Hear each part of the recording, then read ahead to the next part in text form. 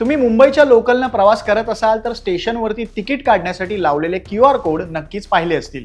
Ticket खिडकीवरील रांग कमी व्हावी या उद्देशाने रेल्वेनं मोबाईल तिकीटिंग क्षेत्रात UTS ॲपच्या माध्यमातून डिजिटल तिकीट सुविधा उपलब्ध करून दिली।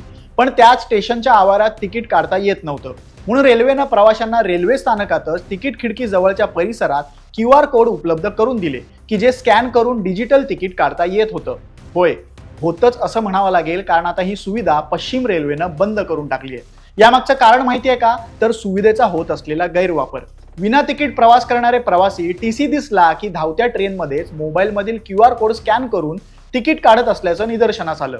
लक्षवेधी बाब अशी की सर्व रेल्वे स्थानकांचे QR कोड उपलब्ध करून देणाऱ्या अनेक वेबसाईट्स इंटरनेटवरती सहज उपलब्ध आहेत। त्यामुळे TC लोकलमध्ये येताच अनेक विना तिकीट प्रवास करणारे प्रवासी त्या वेबसाईटवर जाऊन संबंधित स्टेशनचा QR कोड स्कॅन करायचे आणि तिकीट काढायचे। अशा पळवाटेचा मार्ग अवलंबणाऱ्या अनेकांना TCनं पकडलं।